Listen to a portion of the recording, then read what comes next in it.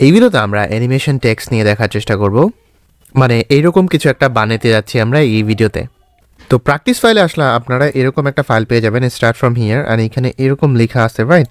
So এইখানে আমাদেরকে শুরুতে যেটা করতে হবে, দুইটা কালার আছে, একটা গ্রেডিয়েন্ট তৈরি করে ফেলতে হবে। সো আমি সিম্পলি এই কালারটাকে নিয়ে নিচ্ছি এবং এই কালার আসার পরে কালারটা চেঞ্জ করে দিচ্ছি, অ্যান্ড পরে আবার সেকেন্ড কালারটা নিচ্ছি এবং এখান থেকে কন্ট্রোল সি দিয়ে কপি করে ফেলতেছি। পরেটা আবার গেলাম, অর্থাৎ ডিজাইন ওয়ার ফ্রেমিং এই টেক্সটাতে ক্লিক করলাম, ক্লিক করার পর ফিল কালারে ক্লিক করে দেন এখানে লিনিয়ার সিলেক্ট করে দিচ্ছি। অ্যান্ড প্রথম কালারটা অলরেডি আমাদের আছে, সো সেকেন্ড কালারটাতে ক্লিক করছি। সেকেন্ড কালারটাতে ক্লিক করার পরে রিসেন্ট আমরা যে কালারটা কপি করছি এই কালারটাকে এখানে জাস্ট পেস্ট করে দিচ্ছি। পেস্ট করে দেওয়ার পরে এখান থেকে পাচ্ছেন 0% রয়েছে, সেটাকে আমরা 100% করে দিব।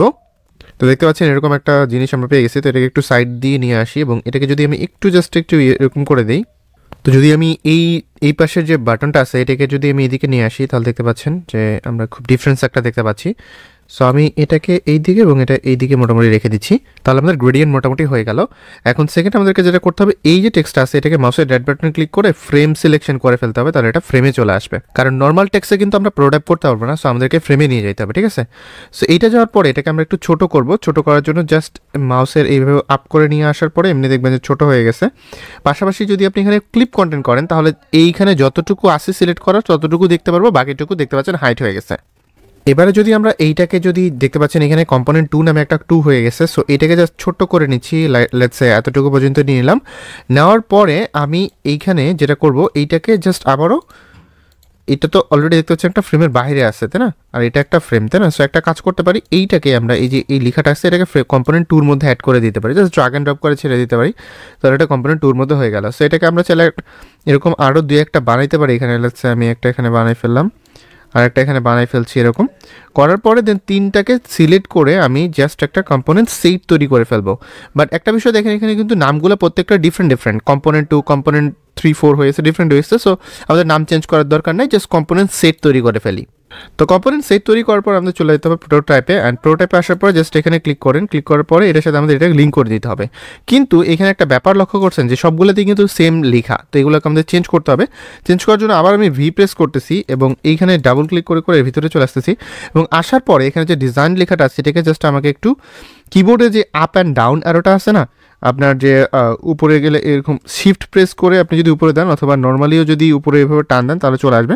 আর যদি শিফট প্রেস করে যদি আপ বাটনটা প্রেস করেন তাহলে 10-10 করে আগাইতে থাকবে। সো এরকম জাস্ট আপনি সিম্পলি এটাকে নিয়ে আসতে পারেন এভাবে। এবং পরেরটাতে যদি আমি আবার যাই, তাহলে আমি আবার এটা অলরেডি কিন্তু সিলেক্ট আছে, ঠিক আছে? যে ডিজাইন ওয়ার ফ্রেমিং এটা কিন্তু সিলেক্ট আছে। তারপর আমি কী বলে শিফট প্রেস করে দেন কিবোর্ডের আপার যে ইয়াটা আছে সেটাকে জাস্ট উপরের দিকে নিলে দেখতে পাচ্ছেন এখানে কিন্তু এই যে মাইনাস চলে আসতেছে, ঠিক আছে? সেটা কিন্তু ইনক্রিজ হচ্ছে। সো আমি এটাকে জাস্ট এরকমভাবে দিলে মোটামুটি আমার এটা এরকম চলে আসবে। সো আমি জাস্ট একটু প্রেস করে নিচে নিয়ে আসি। আচ্ছা, এখন আমাদেরকে মেনলি প্রোটোটাইপ করতে হবে। সো প্রোটোটাইপে চলে আসছি এবং এখান থেকে জাস্ট এইটা কিন্তু একটা এই ছোটোটাকে সিলেক্ট করবো না, সিলেক্ট করলে কম্পোনেন্টটাকে সিলেক্ট করবো অ্যান্ড তারপরে জাস্ট টান দিয়ে এখানে নিয়ে আসবো এবং এটা হবে হলো আফটার ডিলে। সো এখানে 800 মিলিসেকেন্ড আছে এবং ইজ ইন ইজ আউটই আছে।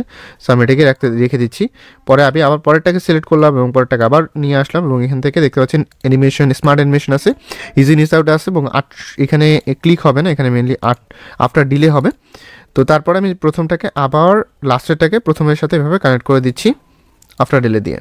তো যদি আমি এবার একটা নতুন একটা ডেস্কটপ ফাইল নিয়ে নিই এবং এখানে যদি কম্পোনেন্টে ক্লিক করি, কম্পোনেন্টে ক্লিক করার পর যে কম্পোনেন্ট 5 নামে দেখতে পাচ্ছি এটাকে জাস্ট ড্র্যাগ অ্যান্ড ড্রপ করে যদি ছেড়ে দিই অ্যান্ড এটাকে যদি আমি সেন্টারে নিয়ে আসি এবং এটা যদি আমি প্রিভিউ দেখি, তো দেখতে পাচ্ছেন এটা কিন্তু সুন্দরভাবে কিন্তু কাজ করতেছে, দেখতে পাচ্ছেন এখানে কাজ করতেছে।